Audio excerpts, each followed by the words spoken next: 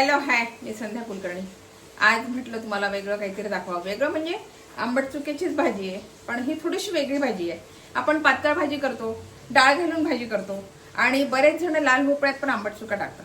तर म्हटलं नुसतं आंबट चुका करावा. ही पण भाजी खूप छान होते बरं का. नुसते चटणीसारखी आपण खाल्ली तरी काहीच हरकत नाही. तर म्हटलं नुसतं आंबट चुक्याची भाजी आता तुम्हाला दाखवावी. त्याला लागणारं साहित्य सांगते काय काय. आंबट चुका आणि हे बघा, दाण्याचं कूड घेतलंय मी, मोहरी, जिरा मोहरी घेतलंय, मीठ आहे, हळद आहे, लाल तिखट आणि गूळ. त्याला साधं सोपं करायचं आपल्याला आणि पण तरी ही इतकी छान लागते ना, चवीला खूप छान ही भाजी लागते. आणि चटणी म्हणून बरेच जण याला चटणीच म्हणतात की आंबट चुक्याची चटणी, पण मी भाजी म्हणूनच करते हिला. ती खूप छान लागते. आता ही कशी करायची तुम्हाला सांगते मी. हा आंबट चुका मी स्वच्छ धुवून घेतला बरं का. 2-3 पाण्याने धुवून घेतला, कारण पावसाचं पाणी असते आणि याला माती खूप होती. चांगलं 5-6 पाण्याने स्वच्छ धुतला आणि आता हे छान बारीक चिरून घेते. आणि मी आता हा ना छान चिरते. ही भाजी अगदी थोडी होणार आहे, चटणी सारखीच होणार आहे, कारण आंबट चुका एवढा असते तरी एवढं होतं. माझा आंबट चुका आता खूपच छोटी गड्डी मिळाली मला, त्याच्यामुळे ही खूपच थोडी भाजी होणार आहे त्याची. पण म्हटलं आपण त्याच भाज्या करतो ना, थोडीशी वेगळी काही करावी म्हणून. तशी मी आधी करते, म्हणजे बऱ्याच वेळा केलेली आहे ही भाजी. ही पण छान लागते बरं का, भाजी खूप छान लागते ही.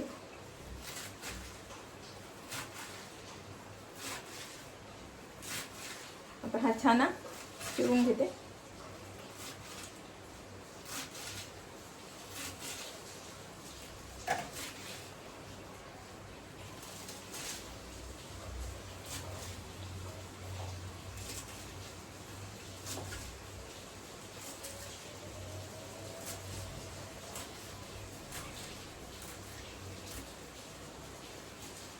याच्या दांड्या मी ते फार अशा काढल्या नाही, खूप मोठ्या मोठ्या होत्या त्याच काढल्या, बाकीच्या तशाच ठेवल्या, कारण त्या पण चवेला छान लागतात. आणि आता हे सगळे याच्यात काढून घेते.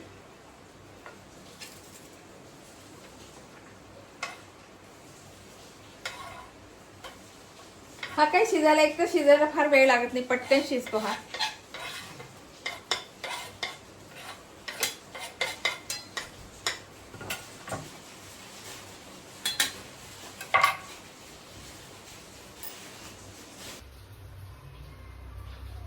आणि आता बघा मी कढईमध्ये तेल टाकलं, थोडंच टाकलं, कारण काय माझा आंबट चुका अगदी थोडा आहे.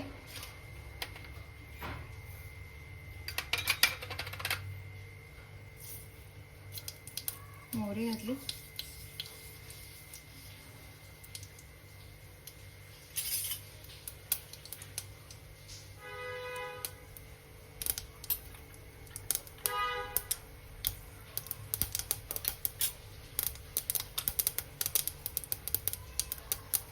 हळद घालते, लाल तिखट आणि ही भाजी.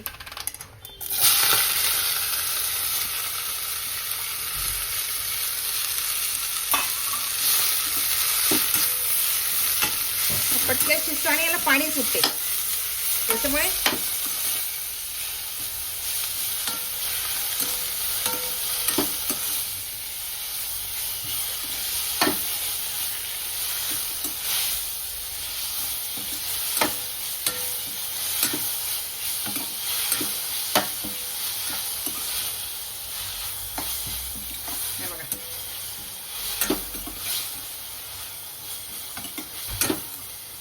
लगेच याला पाणी सुटलं. पाणी घालायची याला गरजच पडते ना, याला मूळच अंगच पाणी खूप सुटेल. आता थोड्या याच्यावर मी झाकण ठेवते.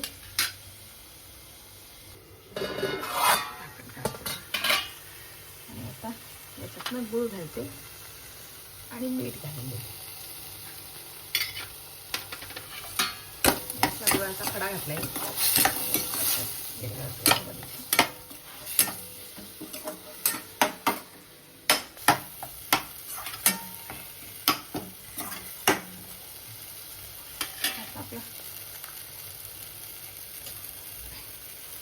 पण गूळ मीठ घातलं ना, याला छान पाणी फुटेल. गॅस कमी करते.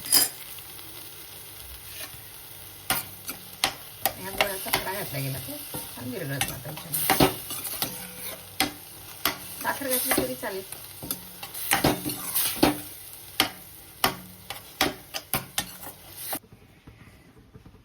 आणि त्याच्यात दाण्याचं कूट घालते.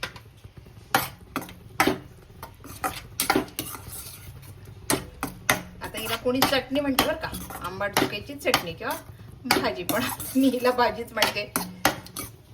आणि आपली ही आंबट चुक्याची चटणी म्हणा किंवा भाजी म्हणा तयार आहे.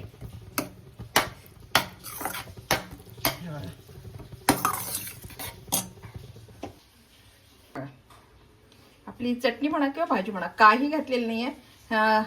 तिखट मीठ घातलं आणि मी हिंग पण नाही घातलेलं, तिखट मीठ घातलं साधं आणि थोडं दाण्याचं कूट आणि गूळ. पण ही पण भाजी इतकी सुंदर लागते ना, किंवा चटणी म्हणा खूप छान लागते बरं का ही.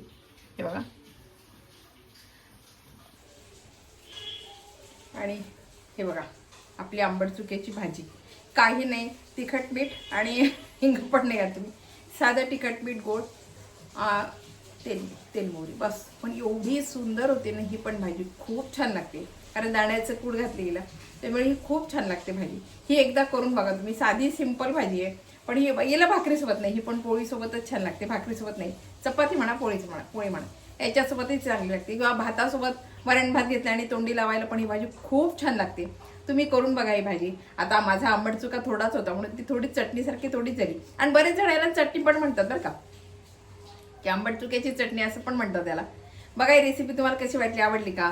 आवडली असेल तर लाईक करा, शेअर करा, सबस्क्राईब करा, म्हणजे माझे असे नवीन नवीन व्हिडिओ तुम्हाला बघायला मिळतील. बाय. आणि नक्की करा बरं का भाजी.